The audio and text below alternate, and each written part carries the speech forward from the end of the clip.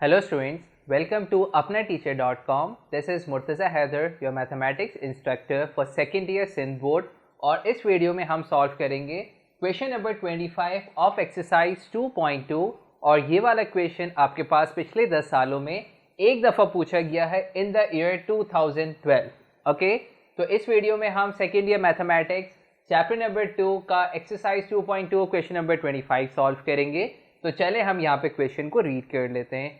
तो सवाल में आपके पास क्या गिवन है. सवाल में कहा गया है कि a straight line passes through the point C 2,-3 and D -6,5. तो इसका मतलब ये कि एक स्ट्रेट लाइन का जिक्र किया गया है और आपसे ये कहा गया है कि जो स्ट्रेट लाइन है ये दो पॉइंट से पास हो रही है जिसका नाम दिया गया है जो कि आपके पास C 2,-3 यानी जिस पॉइंट को C का नाम दिया है उसके कोऑर्डिनेट्स हैं 2,-3 और दूसरा है आपके पास D जिसके कोऑर्डिनेट्स है -6,5.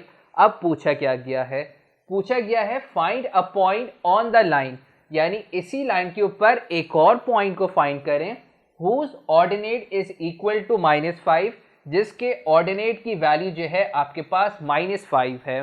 ओके, तो अगर हम इस क्वेश्चन को थ्रू अ डायग्राम समझने की कोशिश करें तो फॉर एग्जांपल आपके पास वो जो स्ट्रेट लाइन है, लेट से वो स्ट्रेट लाइन आपके पास कुछ इस तरह से है. ठीक है, लेट से ये आपके पास C है जिसके कोऑर्डिनेट्स क्या गिवन है 2,-3. ठीक है, ये एक और पॉइंट है आपके पास D क्वेश्चन के अकॉर्डिंग, इसके कोऑर्डिनेट्स है आपके पास -6,5. फॉर एग्जांपल वो जो पॉइंट है जो कि रिक्वायर्ड पॉइंट है जो कि हमने फाइंड करना है जो कि इसी लाइन के ऊपर मौजूद है, फॉर एग्जांपल वो आपके पास ये वाला पॉइंट है, वो कहीं पे भी हो सकता है लेकिन फॉर एग्जांपल वो आपके पास ये वाला पॉइंट है, ये वाला पॉइंट हमने फाइंड करना है. फॉर एग्जांपल मैं इसको नाम दे देता हूँ CD, इसको मैं नाम दे देता हूँ E. अब हमसे कहा गया कि उसके ऑर्डिनेट की वैल्यू जो है वो -5 है. तो यहाँ पे आपको ये पता होना चाहिए कि ऑर्डिनेट हम किसे कहते हैं. ऑर्डिनेट कहते हैं हम y कोऑर्डिनेट की वैल्यू को. ओके, हमने ये सीखा है कि कोई भी अगर आपके पास एक वर्टेक्स है उसके जो कोऑर्डिनेट्स होते हैं वो दो होते हैं. एक होता है x कोऑर्डिनेट यानी x एक्सिस पे उसकी क्या वैल्यू है और एक होता है y कोऑर्डिनेट यानी y एक्सिस पे इसकी क्या वैल्यू होती है. तो मिसाल के तौर पे अगर मैं कह रहा हूं कि C के कोऑर्डिनेट्स हैं 2,-3, तो 2 जो है इसकी x एक्सिस की वैल्यू है, यानी हम इसको कह सकते हैं कि x एक्सिस पे इसकी वैल्यू 2 है तो इसका x कोऑर्डिनेट हो गया और -3 इसकी y एक्सिस की वैल्यू है, यानी इसको हम y कोऑर्डिनेट भी कहते हैं. और y कोऑर्डिनेट को एक स्पेशल नाम भी दिया जाता है ऑर्डिनेट. अच्छा, सिर्फ y कोऑर्डिनेट को एक स्पेशल नाम नहीं दिया जाता, x कोऑर्डिनेट को भी एक स्पेशल नाम दिया जाता है, उसको हम कहते हैं एब्सिसा. एब्सिसा कहते हैं x कोऑर्डिनेट की वैल्यू को और ऑर्डिनेट कहते हैं हम y कोऑर्डिनेट की वैल्यू को. ओके, तो इसका मतलब ये हुआ कि यहाँ पे इन्होंने हमें एक चीज़ बताई है, एक चीज़ मिसिंग है, यानी इन्होंने हमें x नहीं बताया तो x तो अननोन हुआ और y की वैल्यू इन्होंने हमें बता दी -5. सही, दोबारा मैं बताता हूँ. क्वेश्चन में आपसे कहा गया कि आपके पास एक स्ट्रेट लाइन है जो कि किन दो पॉइंट से पास हो रही है C और D. सही है, फिर हमसे कहा गया कि इसी लाइन के ऊपर find a point on the line, इसी लाइन के ऊपर आप एक ऐसा पॉइंट बताएं whose ordinate is equal to -5, जिसके ऑर्डिनेट की वैल्यू -5 है. ऑर्डिनेट कहते हैं y कोऑर्डिनेट को. इसका मतलब ये है कि लेट से अगर मैं इसको E का नाम दूं तो उसकी कोऑर्डिनेट क्या हो जाएंगे x, -5. तो बेसिकली हमने फाइंड क्या करना है, हमने E का x कोऑर्डिनेट फाइंड करना है. ओके, अच्छा, अब इस क्वेश्चन को सॉल्व करने के लिए अभी तक हमने जितने भी कॉन्सेप्ट्स पढ़े हैं उनसे हट के हमें एक नया कॉन्सेप्ट पढ़ना होगा और समझना होगा. Then we will be able to solve this question. और वो कॉन्सेप्ट क्या है आपके पास, स्लोप का. सही है, अब स्लोप किसे कहते हैं, हम अपनी नॉर्मल लाइफ के अंदर भी स्लोप अक्सर वर्ड इस्तेमाल कर रहे होते हैं.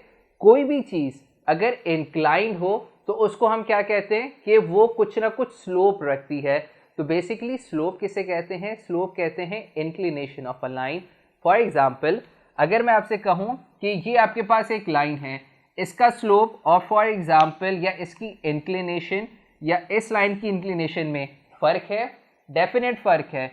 बेसिकली स्लोप क्या होता है, स्लोप की डेफिनेशन है आपके पास inclination of a line with respect to x axis. यानी एक्स एक्सिस के साथ वो कितनी इंक्लाइंड है, उस इंक्लिनेशन को हम कहते हैं स्लोप। फॉर एग्जाम्पल अगर मैं यहाँ पे एक रफली सा एक्स एक्सिस बनाऊँ तो आप कह सकते हैं कि एक्स एक्सिस से ये लाइन इतनी इंक्लाइंड हुई हुई है, लेकिन अगर मैं यहाँ पे एक्स एक्सिस ड्रॉ करूँ तो यहाँ पे आप कह सकते हैं कि इसकी इंक्लिनेशन ज़्यादा है, इसकी इंक्लिनेशन कम है। ओके, इन अदर वर्ड्स मैं कह सकता हूँ कि इसका स्लोप डिफरेंट है, इसका स्लोप डिफरेंट है। तो बेसिकली स्लोप क्या है आपके पास, इंक्लिनेशन ऑफ अ लाइन। और इस क्वेश्चन को सॉल्व करने के लिए हमें स्लोप का कॉन्सेप्ट पता होना चाहिए, जिसको हमने डिस्कस कर लिया कि स्लोप क्या होता है, inclination of a line with respect to x axis. अब जिस तरीके से आपके पास डिस्टेंस फार्मूला होता है, रेशियो डिवीजन फार्मूला होता है, ठीक है, इसके अलावा आपके पास मिड पॉइंट फार्मूला होता है, वैसे ही आपके पास स्लोप का भी फार्मूला होता है। स्लोप को हम रिप्रेजेंट करते हैं with the symbol m, okay, और इसका फॉर्मूला क्या होता है, y2 minus y1 upon x2 minus x1। ये आपके पास फॉर्मूला है in order to find a slope of a line. अगर आपके पास किसी भी लाइन के दो वर्टेक्स गिवन हैं, तो लेट्स से आप एक वर्टेक्स को नाम दे दें x1 y1, एक वर्टेक्स को आप नाम दे दें x2 y2, तो x1 y1 और x2 y2 की मदद से आप स्लोप फाइंड कर सकते हैं। और फॉर्मूला क्या होता है, y2 minus y1 upon x2 minus x1। So this is a formula for the slope, okay. और एक और आखिरी बात आपको पता होनी चाहिए इस क्वेश्चन को सॉल्व करने के लिए, वो है कोलिनियर पॉइंट्स। कोलिनियर पॉइंट्स क्या होते हैं, ऐसे पॉइंट्स जो कि एक कॉमन लाइन के ऊपर लाई करें या एक ही लाइन के ऊपर लाई करें, वो क्या कहलाते हैं, कोलिनियर पॉइंट्स। तो यहाँ पे मैं आप लोगों के लिए लिख देता हूं कि कोलिनियर पॉइंट्स क्या कहलाते हैं, कोलिनियर पॉइंट्स। कोलिनियर पॉइंट्स का मतलब है कि the points which lie on a same line, okay. तो यहां पे अगर आप देखें सी, डी और ई, ये तीनों के तीनों पॉइंट्स एक ही लाइन के ऊपर लाई कर रहे हैं, इसका मतलब ये है कि ये कोलिनियर पॉइंट्स कहलाएंगे, ठीक है। अच्छा, इसी के बरक्स मिसाल के तौर पे अगर मैं आपको एक पॉइंट यहां बनाऊं, एक पॉइंट यहां बना दूं और एक पॉइंट यहां बना दूं, क्या ये तीनों पॉइंट्स कोलिनियर पॉइंट्स है, कभी भी नहीं। क्योंकि अगर मैं इसको ज्वाइन करूंगा तो ये इस लाइन के ऊपर लाई नहीं कर रहा, ये वाला पॉइंट, तो ये कोलिनियर नहीं हुआ।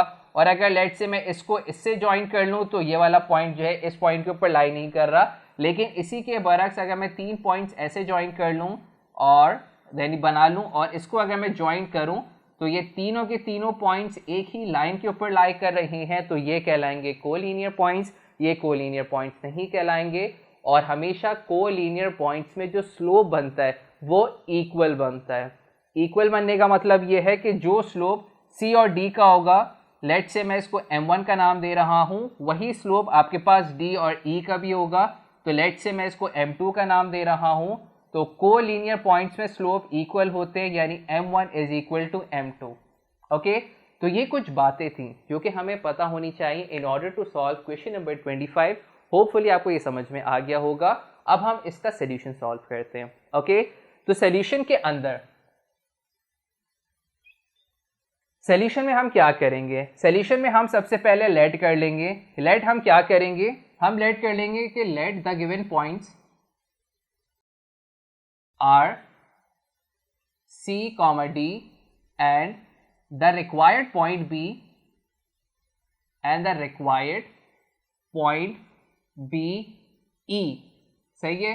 जो गिवन पॉइंट है वो क्वेश्चन में भी आपको C और D का नाम दे दिया और रिक्वायर्ड पॉइंट को आप E का नाम दे दें। फिर हम क्या करेंगे, हम यहाँ पे C के पॉइंट्स को लेट कर लेते हैं। फॉर एग्जाम्पल C है आपके पास 2, -3, आप इसको नाम दे दें x1, y1 का, ठीक है। D आपके पास क्या दिया हुआ है, -6, 5, इसको आप नाम दे दें x2, y2। और E क्या है आपके पास, E है हमारे पास x, -5, और इसको आप नाम दे दें x2, y2, ओके। अच्छा, अब हमने क्या करना है, अब हम इसके स्लोप को लेट कर लेते हैं। हम क्या कर लेते हैं कि let the slope of CD be m1 and the slope of DE be m2, यानी CD का स्लोप आपके पास m1 है और DE का स्लोप आपके पास m2 है। अकॉर्डिंग टू क्वेश्चन, अब अकॉर्डिंग टू क्वेश्चन हमारे पास क्या है, according to question C, D and E are collinear, इसका मतलब ये हुआ that is M1 is equal to M2। तो इसका मतलब ये है कि M1 क्या है आपके पास, M1 है आपके पास द स्लोप ऑफ, मैंने आपको कहा है कि M1 is the slope of CD। तो C और D के कोऑर्डिनेट्स क्या हैं, x1 y1 और x2 y2। तो by using the formula change in y upon change in x, formula क्या है y2 minus y1 upon x2 minus x1 is equal to, अब M2 क्या है आपके पास, M2 is the slope of DE, यानी DE का स्लोप है, D के कोऑर्डिनेट्स हैं x2 y2, E के कोऑर्डिनेट्स हैं x3 y3। इसका मतलब ये कि फॉर्मूला क्या हो जाएगा y3 minus y2 upon x3 minus x2। Okay, तो हमने काफ़ी दफ़ा ऐसा किया है कि रिप्रेजेंटेशन के हिसाब से फॉर्मूला चेंज हो जाता है, तो यहाँ पे आपने कंफ्यूज नहीं होना। अब आप यहाँ पे वैल्यूज़ को सब्स्टिट्यूट कर लें, तो y2 माइनस y1 इसका मतलब क्या है कि 5, इसका माइनस और फॉर्मूले का माइनस इसको प्लस कर देगा, तो ये हो जाएगा 5 plus 3 upon x2 minus x1। तो x2 माइनस x1 का मतलब है minus 6 minus 2 is equal to y3 minus y2 का मतलब क्या है, y3 माइनस y2 का मतलब है माइनस 5 और माइनस 5, और इसको आप डिवाइड कर दें किससे, x3 माइनस x2 से, तो ये हो जाएगा आपके पास x, इसका माइनस और फॉर्मूले का माइनस इसको कर देगा प्लस। ओके, इसके आगे से मैं इधर दिखा रहा हूँ, आप नीचे ही कंटिन्यू कीजिएगा। तो यहाँ पे क्या हो जाएगा आपके पास 5 plus 3 is 8, minus 6 minus 2 is minus 8 is equal to minus 5 is minus 10, और ये रहा आपके पास x प्लस 6। ओके, थोड़ा सा आप इसको सॉल्व कर लें। यहाँ पे आप क्या कर सकते हैं, 8 1 ज़ा 8, 8 1 ज़ा 8, तो यहाँ पे आपके पास ये माइनस साइन जब ऊपर चला जाएगा तो यहाँ पे बचेगा माइनस का 1। ओके, और ये रहा आपके पास माइनस का 10 अपॉन x प्लस 6। ओके, फिर हम क्या कर सकते हैं, इस माइनस से इस माइनस साइन को कैंसिल कर सकते हैं, और x प्लस 6 को लाके आप 1 से मल्टीप्लाई कर लें। तो जब हम मल्टीप्लाई करेंगे x प्लस 6 को 1 से, तो ये x प्लस 6 ही रहेगा, और ये रहा आपके पास 10। हमें x फाइंड करना है, 6 को on the other side of the equation जाके आप माइनस कर दें, तो 10 माइनस 6 इज 4, यानी x is equal to 10 minus 4। तो x की वैल्यू क्या आ गई आपके पास 4। ओके, तो ये हमने क्या करा, ये हमने वैल्यू निकाल ली x की, which is the x coordinate. तो इट मीन्स ये कि वो जो पॉइंट है जो कि इसी लाइन के ऊपर लाई कर रहा था, जिसको हमने E का नाम दिया है, वो कोऑर्डिनेट क्या हो जाएगा, हमने इसको x, माइनस 5 कहा है, तो आप यहाँ पे लिख दें कि hence E x, y is equal to 4, minus 5, और इस तरह से करके आप अपने आंसर को एंड कर लें। यानी वो जो पॉइंट है जो कि इसी लाइन के ऊपर लाई कर रहा है, उसके कोऑर्डिनेट्स क्या होंगे आपके पास 4, minus 5। So this is it for this lecture. इस वीडियो के अंदर हमने दो नए कॉन्सेप्ट्स को स्टडी करा। पहले हमने ये देखा कि स्लोप क्या होता है, फिर हमने ये समझा कि कोलिनियर पॉइंट्स क्या होते हैं और कोलिनियर पॉइंट्स की क्या प्रॉपर्टी होती है। इसकी प्रॉपर्टी ये होती है कि m1 is equal to m2, यानी दोनों के स्लोप्स इक्वल होते हैं, और उसकी मदद से हमने एक ऐसा पॉइंट फाइंड करा जो कि लाइन C और D के ऊपर मौजूद था। Okay, so hopefully you have understood this lecture, and इंशाल्लाह will meet you very soon in our next lecture. Till then, अल्लाह हाफ़िज़।